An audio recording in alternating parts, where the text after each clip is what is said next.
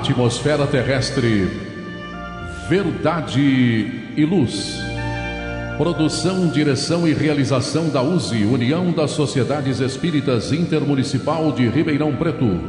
Órgão da USE, Estado de São Paulo.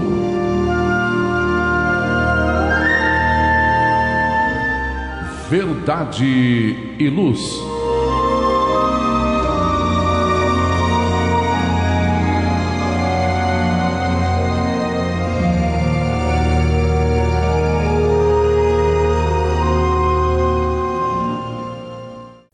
Esta é a edição de número 32 do programa Verdade e Luz. Neste programa, contamos com a minha presença, Márcio Lucas, as participações de nossos amigos André Zola, Valmir Lima e de Gilberto Silva, dirigindo os trabalhos técnicos. Queremos agradecer a sua audiência e a sua participação, nos prestigiando em toda a programação da Web Rádio Verdade e Luz, disponível através do endereço www.webradioverdadeeluz.org.br e pelo nosso canal do YouTube. O programa Verdade e Luz tem o apoio da Vischer Seguros, especializada em seguros de veículos, residenciais e pessoais. Ao fazer seguros, consulte sempre a Vischer Seguros pelo telefone 3625-5500. Vischer Seguros, há 25 anos trabalhando pela sua segurança com confiança.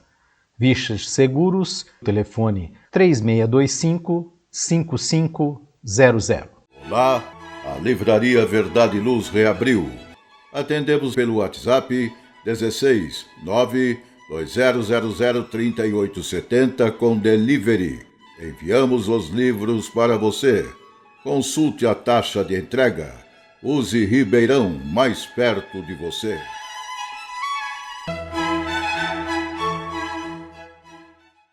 O programa Verdade e Luz apresenta estudos da doutrina espírita, além de esclarecimentos e mensagens do Evangelho de Jesus. Em todos os programas apresentamos ainda comentários e reflexões sobre temas atuais, contribuindo para o embasamento da fé raciocinada.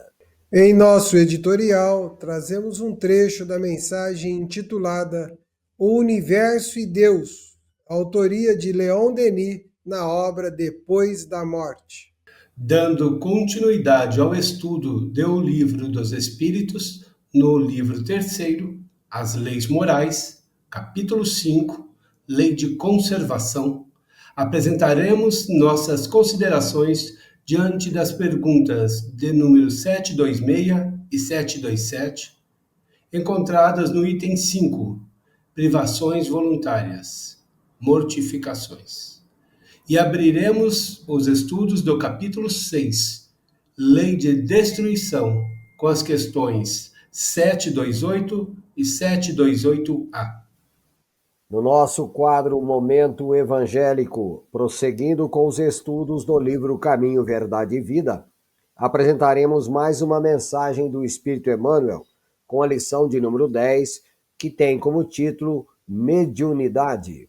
No quadro Diálogo à Luz do Espiritismo, utilizando o livro Divaldo Franco Responde, organizado por Cláudia Saegusa, estamos no capítulo que trata Pais e Filhos, com o item Visão Espírita sobre a Adoção.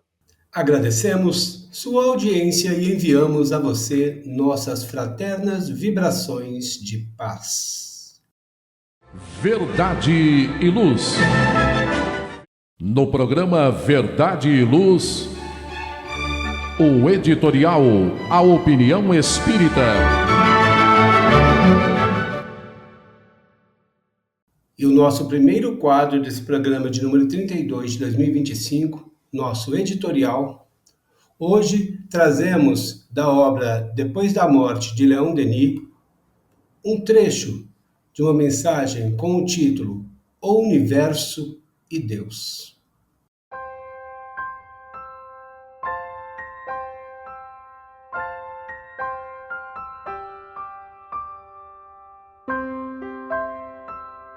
do mineral à planta, da planta ao animal e ao homem, do homem aos seres superiores, afinamente da matéria, a ascensão da força e do pensamento se produzem num ritmo harmônico.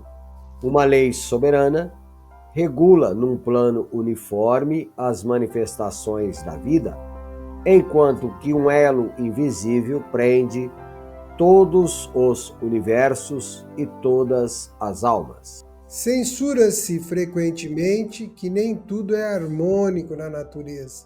Se a lenta evolução das coisas parece preparar o mundo para se tornar o teatro da vida, é preciso não perder de vista o esbanjamento das existências e a luta ardente dos seres. É preciso não esquecer que tremores de terra, erupções de vulcão desolam, às vezes, nosso planeta e destroem em alguns instantes o trabalho de várias gerações. Sim, sem dúvida, há acidentes na obra da natureza, mas esses acidentes não excluem a ideia de ordem, de finalidade.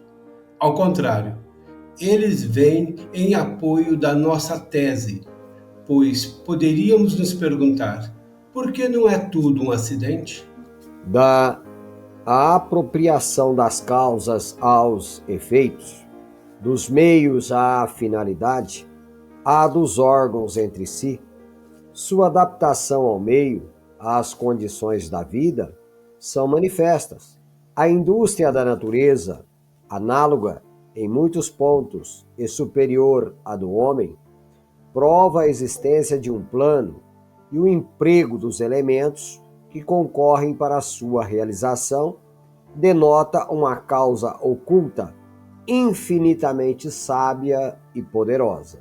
O argumento fraco da existência dos flagelos tem como origem uma falsa interpretação do objetivo da vida. Esta não deve somente nos propiciar a aprovação. É útil, é necessário que ela nos apresente também dificuldade.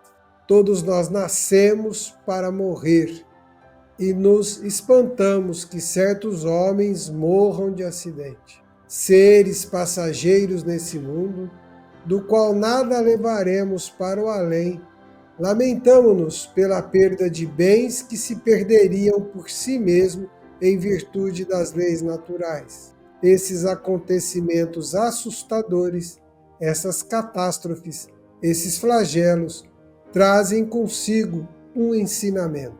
Eles nos lembram de que não devemos esperar da natureza apenas coisas agradáveis, mas, sobretudo, coisas propícias à nossa educação e ao nosso avanço, que não estamos aqui para usufruir e adormecermos na quietude, mas para lutar, trabalhar, combater.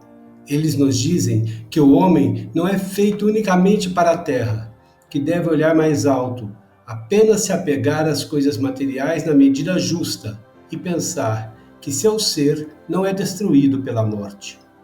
Tudo se transforma e evolui pelo jogo contínuo da vida e da morte, mas nada perece, enquanto que nos céus, sóis se tornam obscuros e se apagam, enquanto mundos envelhecidos se desagregam e se dissipam. Em outros pontos, sistemas novos se elaboram, astros se acendem, mundos nascem para a luz. Ao lado da decrepitude e da morte, humanidades novas desabrocham num rejuvenescimento eterno. A obra grandiosa segue através dos tempos, sem marcos, e dos espaços sem limites. Pelo trabalho de todos os seres, solidários uns aos outros e em proveito de cada um deles. O universo nos oferece o espetáculo de uma evolução incessante, da qual todos participam. Um princípio imutável preside essa obra. É a unidade universal, unidade divina, a qual abraça, religa, dirige todas as individualidades, todas as atividades particulares, fazendo-as convergir para um objetivo comum, que é a perfeição na plenitude da existência. Verdade e Luz.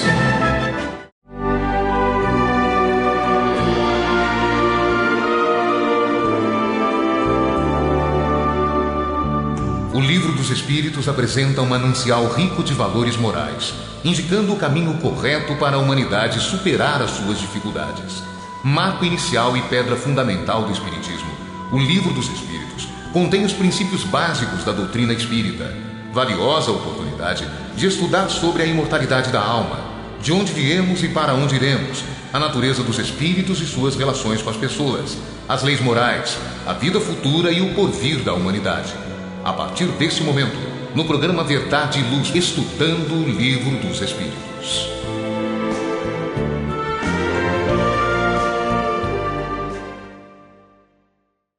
E dando sequência a esse programa de número 32 de 2025, Verdade e Luz, seguimos com o estudo do Livro dos Espíritos. Estamos no livro 3º, As Leis Morais, em seu capítulo 5, Lei de Conservação. Item 5, Privações voluntárias, mortificações. Questão 726 deste livro. Se os sofrimentos deste mundo nos elevam, conforme os suportamos, podemos elevar-nos pelo que criamos voluntariamente? André. Os espíritos da codificação respondem, aspas, os únicos sofrimentos que elevam são os naturais, porque vêm de Deus. Os sofrimentos voluntários não servem para nada, quando nada valem para o bem dos outros. Crê que os que abreviam a vida através de rigores sobre-humanos, como fazem os bonzos, os faquires e alguns fanáticos de tantas seitas, avançam na sua senda? Porque não trabalham antes em favor dos seus semelhantes? Que vistam o indigente, consolem o que chora, trabalhem pelo que está enfermo, sofram privações para o alívio dos infelizes, e então a sua vida será útil e agradável a Deus. Quando, nos sofrimentos voluntários a que se sujeita, o homem tem em vista senão a si mesmo, trata-se de egoísmo. Quando alguém sofre pelos outros, pratica a caridade, são estes os preceitos do Cristo. Márcio, Valmir, fui pesquisar o que é bonzos, que eu não sabia, né? Bonzos são sacerdotes budistas, né? Eu não conhecia essa palavra. Faquires já são mais conhecidos de todos nós, né?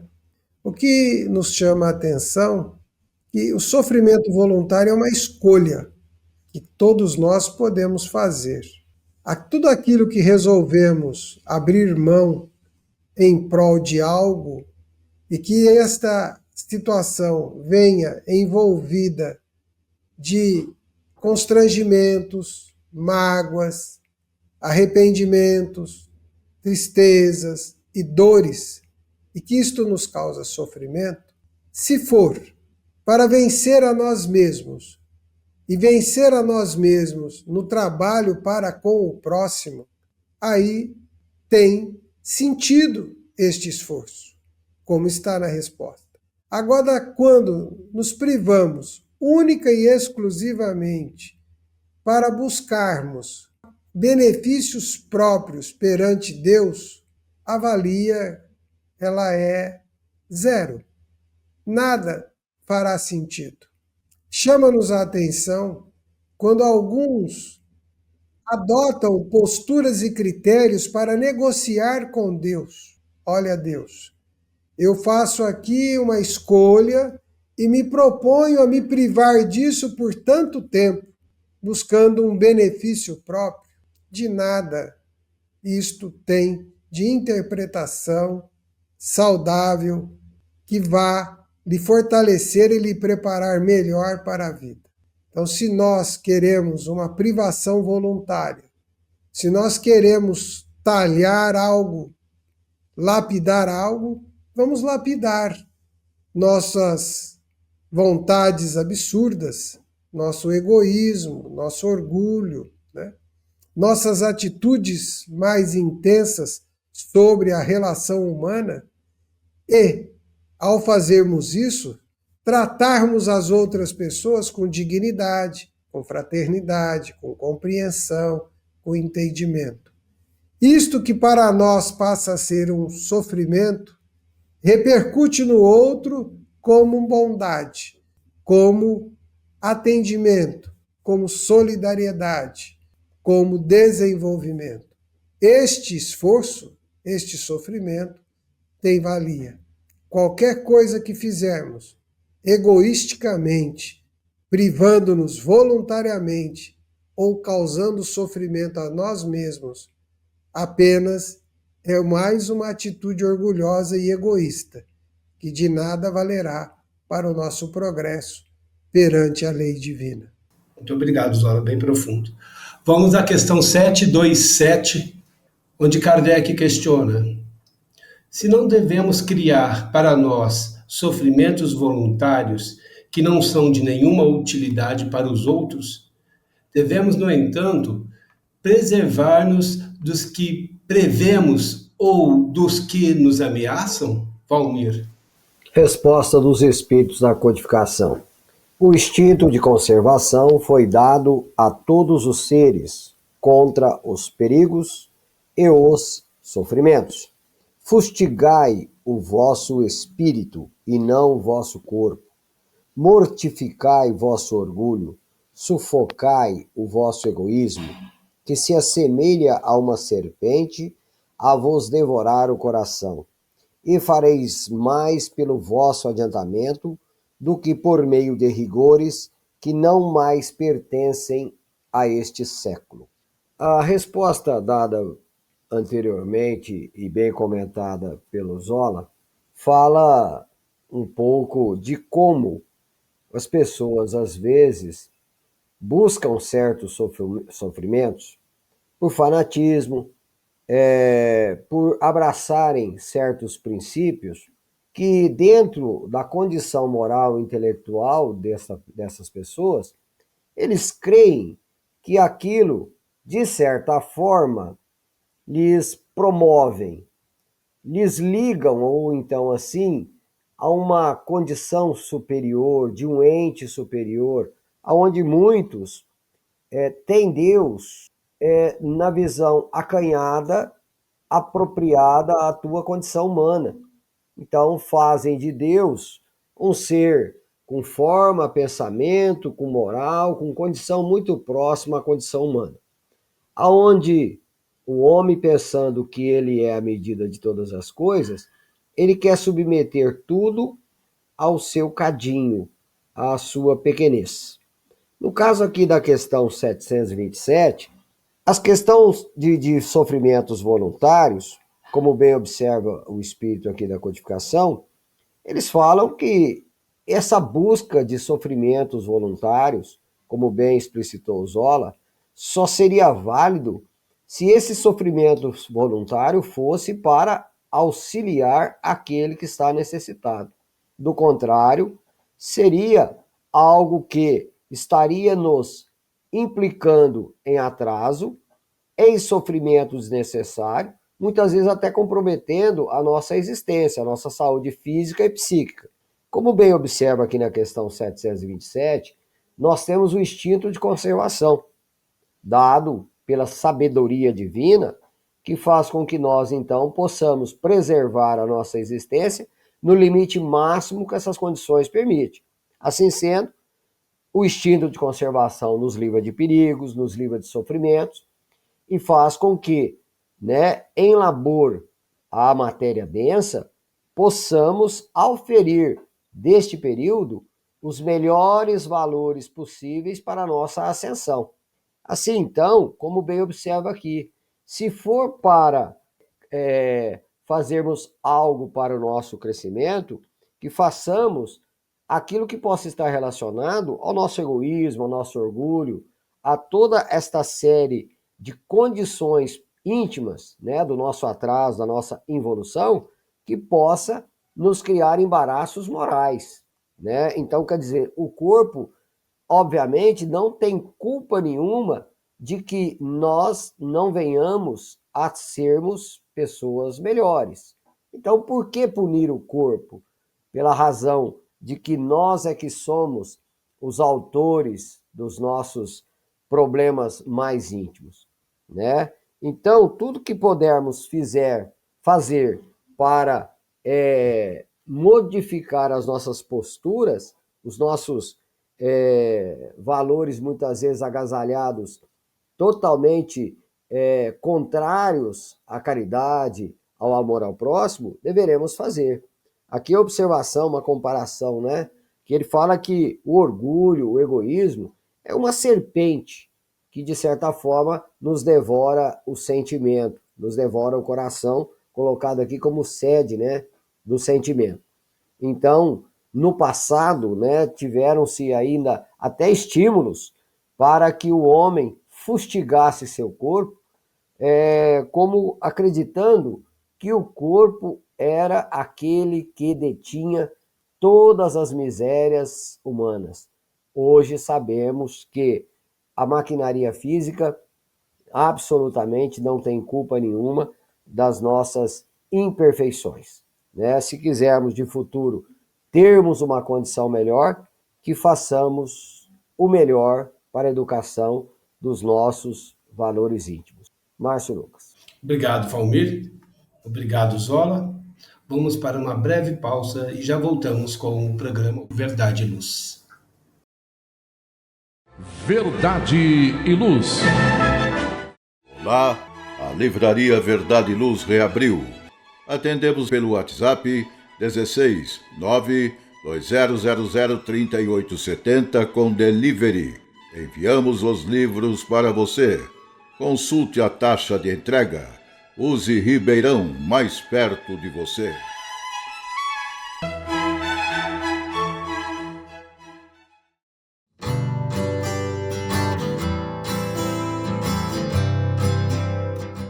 Você já foi a um centro espírita?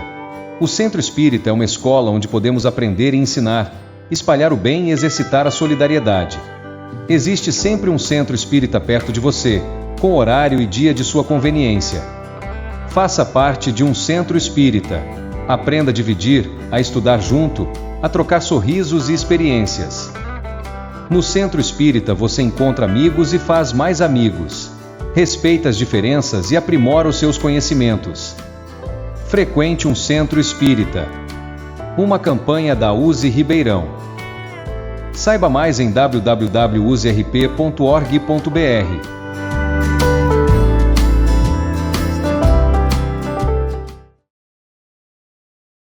Verdade e Luz. E dando sequência aos estudos do Livro dos Espíritos em seu livro terceiro, abrimos agora o estudo do capítulo 6, Lei de Destruição, em seu item 1, Destruição necessária e destruição abusiva. Este capítulo se inicia com a questão 728, onde Kardec questiona os espíritos. A destruição é uma lei da natureza, André? E os espíritos da codificação respondem: é necessário que tudo se destrua para renascer e regenerar, porque isso a que chamais de destruição não é mais que a transformação, cujo objetivo é a renovação e o melhoramento dos seres vivos. Márcio, Valmir, eu vou aproveitar aqui, Márcio, para saudar e parabenizá-lo pela escolha do editorial de hoje, né? Pelo texto do Leon Denis, que maravilhoso, né? Onde ele vai dizer num determinado momento que tudo nasce para morrer. É muito interessante a citação dele, né? E também aqui eu fui buscar numa pesquisa, né? Eu coloquei aqui, que Antoine Laurent de Lavoisier, né, que foi considerado o principal precursor, o pai da química, vai dizer que na natureza nada se perde, tudo se transforma. E na Bíblia, né, em Gênesis, nós vamos encontrar algumas citações como: o homem do pó veio, para o pó retornará. Diante destas assertivas, fica claro para todos nós que a natureza e a matéria estão num processo constante de profunda transformação. Então, é só observarmos esta transformação natural em todos os seres vivos. Aparentemente, parece uma destruição, mas quando atentamente chama-nos, observamos que se trata do processo de renovação e progresso. Há na história, né, inúmeras situações da matéria sendo transformada, reutilizada ao longo do processo das civilizações. Então, o que hoje chamamos de destruição nada mais é do que a renovação para o processo de progresso, mesmo que em alguns instantes essa destruição causa-nos impactos significativos. Como disse Leon Denis, basta um processo cataclísmico para destruir aquilo que civilizações levaram séculos para construir. Obrigado, Zola. Muito obrigado pelos comentários. E dando sequência a esse capítulo 6 da lei de destruição, destruição necessária e destruição abusiva, Kardec continua a interrogar os espíritos nessa questão 728 e abre, né, a 728A, questionando ainda sobre o assunto, onde pergunta: o instinto de destruição teria sido dado aos seres vivos por desígnios providenciais, Valmir? E assim responde a espiritualidade: as criaturas são instrumentos de que Deus se serve para chegar aos fins que objetiva. Para se alimentarem, os seres vivos reciprocamente se destroem. Destruição esta que obedece a um duplo fim: manutenção do equilíbrio na reprodução, que poderia tornar-se excessiva, e utilização dos despojos do invólucro exterior, que sofre a destruição. Esse invólucro é simples acessório e não a parte essencial do ser pensante.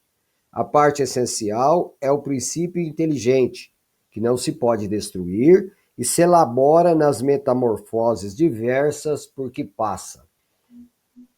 Por desconhecer, né, a sua essência, por olhar para si e ver uma estrutura biológica, material, portanto, e por não muitas vezes saber abstrair-se dessa realidade, projetar seu pensamento na busca real da sua natureza, o homem então tem nas coisas, assim como a si mesmo, né, começo, meio e fim.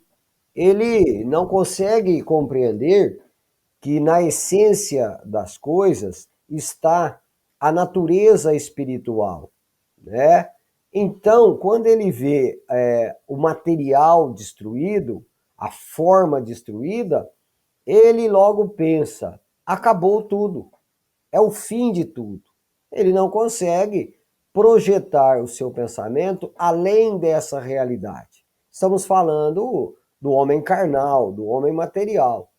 É óbvio que quanto mais desenvolvido é o ser espiritualmente, quanto mais bafejado por recursos superiores, obviamente ele começa a observar a vida por outros aspectos.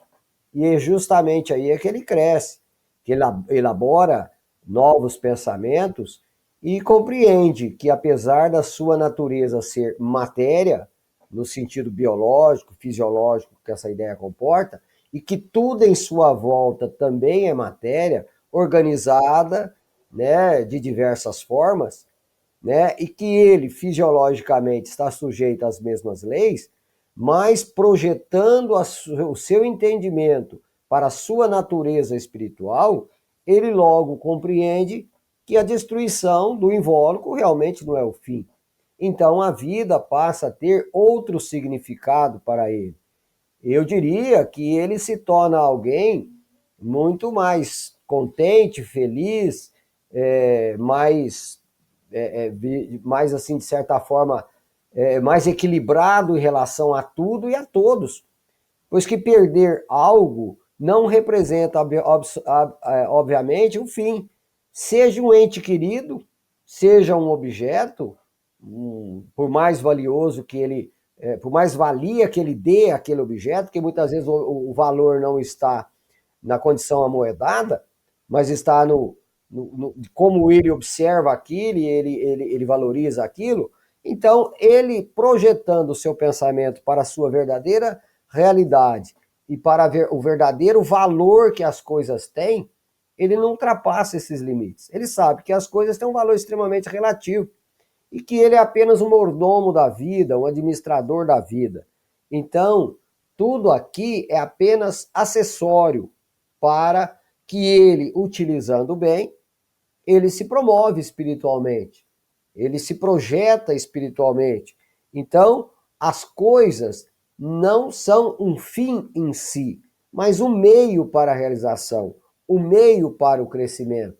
Então, ele, quando consciente desta condição, quase nada o abala no que toca a esta realidade, porque ele está com os pés leve, célebre, e a mente acima desta realidade.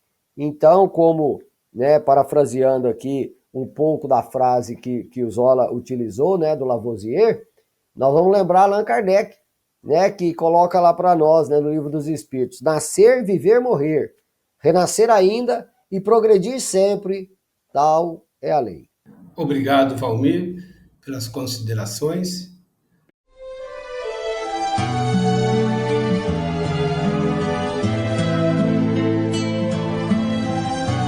Para você que procura a paz, a alegria e o equilíbrio, nada mais salutar do que as palavras de vida eterna trazidas por Jesus, ensinando a amar a Deus e ao nosso próximo. Tenha todos os dias o seu momento evangélico, lembrando sempre que quem acende uma luz é o primeiro a se iluminar e quem faz o bem vive em equilíbrio. A partir desse instante, Momento Evangélico. E vamos dar sequência ao nosso programa de número 32 de 2025. Agora vamos ao quadro Momento Evangélico.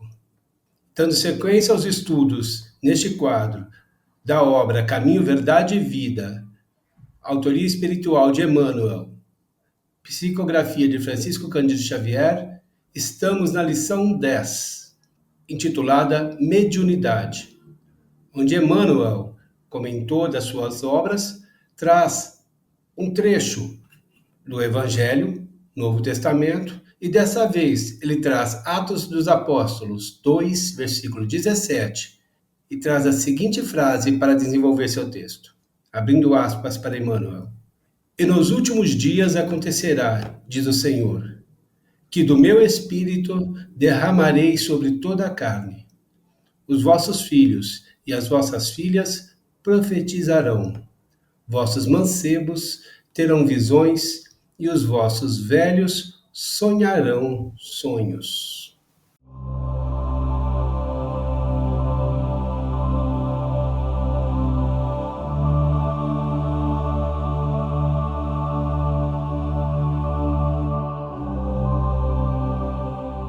No dia do Pentecoste, Jerusalém estava repleta de forasteiros, filhos da Mesopotâmia, da Frígia, da Líbia, do Egito, cretenses, árabes, partos e romanos, se aglomeravam na praça extensa quando os discípulos humildes do Nazareno anunciavam a boa nova, atendendo cada grupo da multidão em seu idioma particular.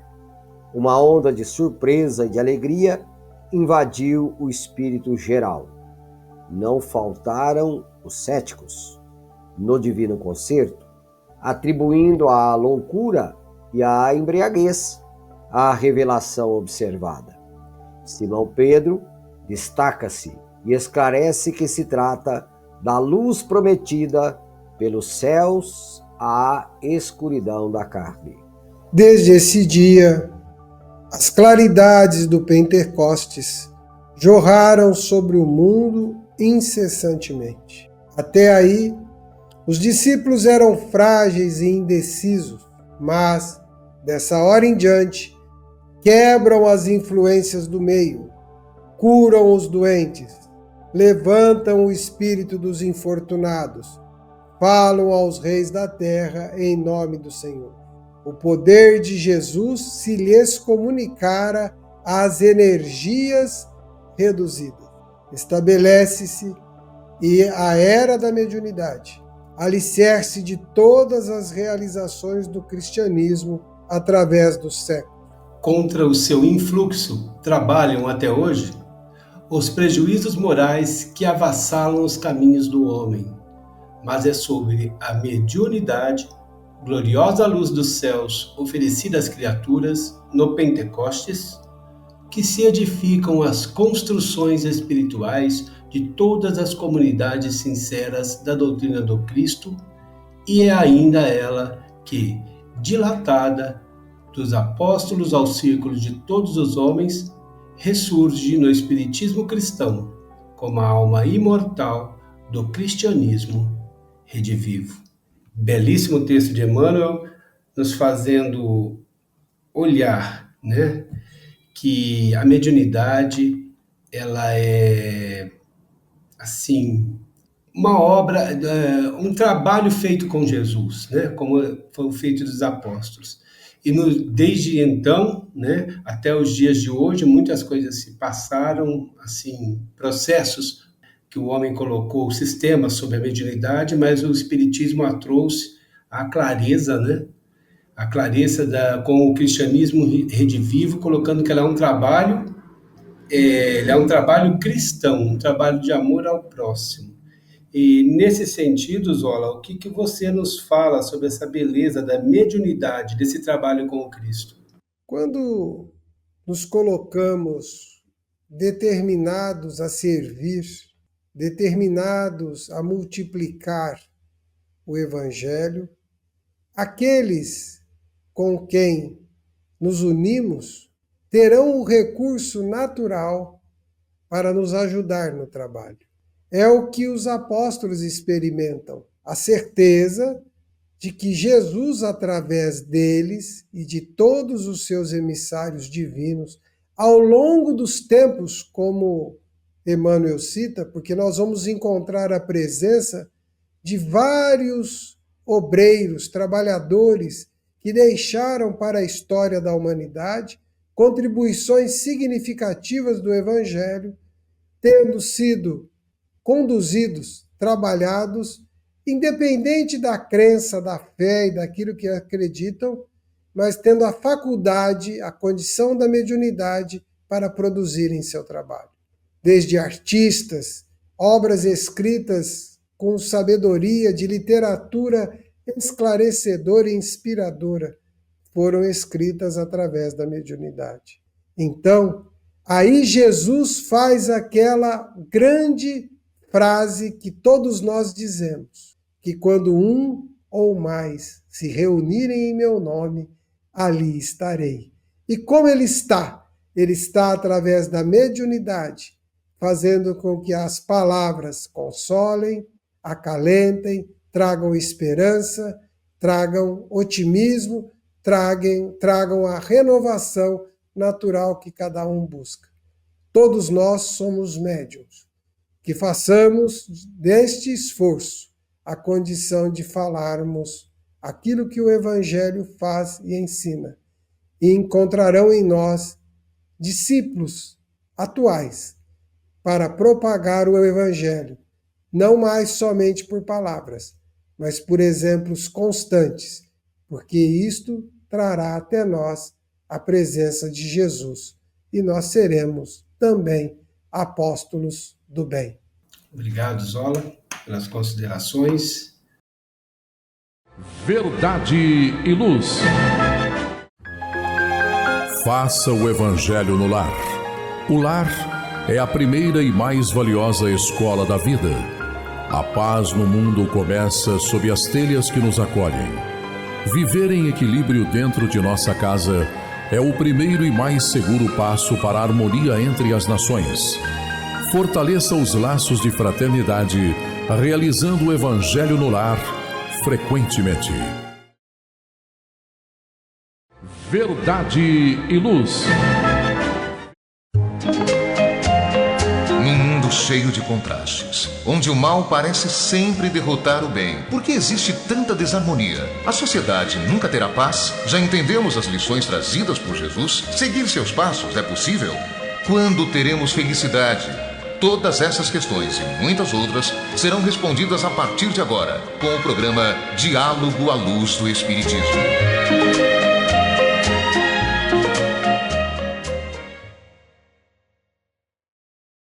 E dando sequência ao programa 32 de 2025, vamos ao quadro Diálogo à Luz do Espiritismo, onde estudamos o livro Divaldo Franco Responde, organizado por Cláudia Saegusa, seu volume 2, capítulo Adoção, item Visão Espírita sobre a adoção. E Divaldo é questionado: qual é a visão da doutrina espírita sobre a adoção? Divaldo Franco responde: a doutrina espírita vê a adoção como uma verdadeira bênção. Feliz de quem é capaz de adotar o amor, trazer para dentro de casa os seres queridos, os seres problemas, que os recursos orgânicos não permitiram que viessem pelas vias biológicas. Feliz de quem tem a lucidez de que, indo buscar alguém com a necessidade de amor, já se estará integrando na consciência cósmica, porque todos somos co-criadores com o Criador na adoção. Assim procedendo, realizaremos também o trabalho da divindade, que todos têm como filhos, e de Jesus Cristo, que a todos nós adorou como irmãos. Obrigado, Zola. Obrigado, Valmir. E, Valmir, quais são suas considerações sobre o tema adoção? Interessante, eu sei que a forma como cada um vê, como cada um elabora um questionamento. Aqui tem assim, qual a visão da doutrina espírita? A visão da doutrina espírita é a visão do Cristo. Ah, mas como é a visão do Cristo? A doutrina espírita nada mais é, ou é muito, o Evangelho do Cristo redivivo. É a mesma mensagem de Jesus que outrora foi trazida de Jesus para nós para ensinar a lei do amor. O homem evoluiu, hoje as exigências são outras, a visão é outra, e é preciso remodelar, trabalhar esse homem moderno, tecnológico, com uma visão mais apropriada para a sua sede de entendimento. O homem mais evoluído, ele elabora outros conceitos, ele vai mais na profundidade das coisas, ele não aceita simplesmente explicações que não vá de encontro à sua consciência, né, de entendimento, de compreensão. O homem hoje, ele tem, como dizia o Chico, uma mente excessivamente científica. Lógico que também um coração retardado, mas uma mente científica. Então, justamente a doutrina espírita vem falar a esse homem que necessita de trabalhar o seu sentimento. Porque o homem hoje, muito tecnológico, muito racional, se ele não tiver o equilíbrio das emoções, dos sentidos, ele pode se embriagar de tal forma nas facilidades que a tecnologia lhe oferece, que ele esquece que ao seu lado, na mesma rua, na mesma cidade, no mesmo país, há outros muito necessitados de outros valores que não são somente esses, né, que o bem-estar dos avanços tecnológicos criaram. A adoção aqui, neste caso, é justamente um chamado para aqueles que, abrindo o seu coração, traz para o seu convívio, para o seu conforto, né? E aqui estendemos a ideia de conforto no sentido que esta palavra comporta. Não é somente o conforto que atende às necessidades fisiológicas, mas o conforto que atende às necessidades do coração. Então, quantos aí estão precisando, né, de encontrar um lar para chamar de seu, uma família para chamar de sua, né, um pai, uma mãe, né, que lhe possa agasalhar. É belíssima, né, a observação aqui de Divaldo, falando que a visão espírita, né, é a visão de acolher, é a visão de abrir os braços, é a visão de fazer com que todos nós possamos nos sentir da mesma família. E não precisa obrigatoriamente que você traga pessoas para a convivência íntima do seu lar. Quando nós realmente desenvolvermos essa condição de abraçar a tudo e a todos, passaremos de fato a ser seres universais, né? Nós não vimos Jesus obrigatoriamente adotando pessoas para a sua convivência no lar biológico, no lar familiar, ali nas quatro paredes. Mas ele abraça o mundo de tal forma, fazendo com que todos se sentissem membros de uma grande família. E nós vemos esses atos, essa postura, em grandes mulheres e grandes homens que passaram pela Terra. Divaldo Franco, por exemplo, não se consorciou, mas foi pai e mãe de milhares de crianças. Então, muitas pessoas às vezes têm a ideia de que a adoção ela implica em você trazer alguém para seu convívio mais íntimo. Não obrigatoriamente. Nós podemos, né, por uma ação mais abrangente, acolher, distribuir carinho, distribuir amor, para que todos, de fato, possam se sentir membros de uma grande família. E, às vezes, quando a pessoa não consegue este lar físico, acredita até que esteja desamparado. Mas, às vezes, tem pessoas que têm esse tal do lar físico e se sentem órfãos. Às vezes, tendo pai e mãe biológicos, irmãos biológicos. Então, a questão não está em acolhermos obrigatoriamente fisicamente, mas, acima de tudo, que o nosso coração cresça e expanda em fazer com que todos que se aproximem de nós se sintam membros, né, da mesma família, onde Deus é o Pai e Jesus é o nosso irmão maior. Márcio. Obrigado, Valmir. Obrigado, Zola. Verdade e Luz. E agradecemos a todos pela participação. Agradecemos aqui aos nossos companheiros de bancada hoje, o André Zola e o Valmir Lima, e o Gilberto, né, que sempre brinca que é nosso anjo da guarda. E também agradecemos aos nossos patrocinadores.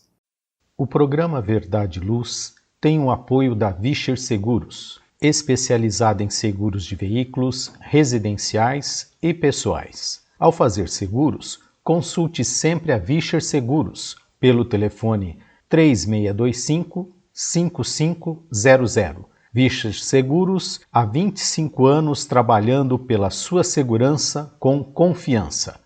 Vischer Seguros, telefone 3625-5500. Olá, a Livraria Verdade e Luz reabriu. Atendemos pelo WhatsApp 16 92000 3870 com delivery. Enviamos os livros para você. Consulte a taxa de entrega. Use Ribeirão, mais perto de você.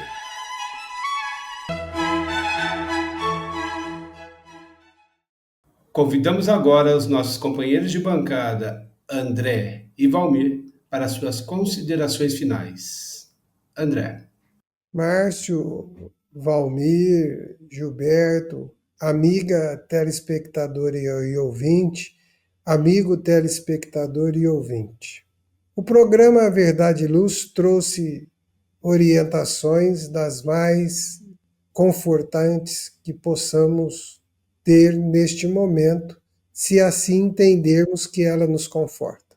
As notícias, o mundo coloca momentos conflituosos, mas quero lembrar que isto caminha com a humanidade há muito tempo. Então, se busca, e todos nós buscamos a paz, lembre-se que ela começa essencialmente, primeiramente, dentro de cada um de nós. Encontre a sua paz e ajudará muito ao mundo. Obrigado, André. Valmir, suas considerações, por favor. Agradecemos aí a presença, a companhia do Márcio Lucas, do André Zola, do Gilberto na parte técnica, do amigo ouvinte, da amiga ouvinte, telespectadores, e acima de tudo a Jesus, o mestre amigo, que nos permite momentos tão agradáveis de estudo e de reflexão para o nosso aprendizado. Que outras oportunidades surjam cada vez mais em nosso caminho, para que assim, de fato, possamos fazer uma trilha de evolução mais segura, mais consciente, mais harmoniosa. A todos, muita paz. Obrigado. Agradecemos a todos e faço minha as palavras dos nossos amigos André Zola e Valmir, lembrando, se cada um buscar a paz, cada um irradiando a paz, o amor dentro de si, o mundo melhora. Então, pensemos melhor. E aproveitando a oportunidade, convido a todos que estão conosco que ouçam toda a programação da Web Rádio Verdade e Luz e que também divulguem para seus amigos para que todos possam receber os conhecimentos da doutrina espírita. E quem quiser ouvir os programas anteriores, é só acessar nosso podcast Web Rádio Verdade e Luz ou o nosso canal do YouTube. Que Deus nos abençoe e até o próximo programa Verdade e Luz. Verdade e Luz. Produção, direção e realização da USE, União das Sociedades Espíritas Intermunicipal de Ribeirão Preto. Órgão da USE, Estado de São Paulo.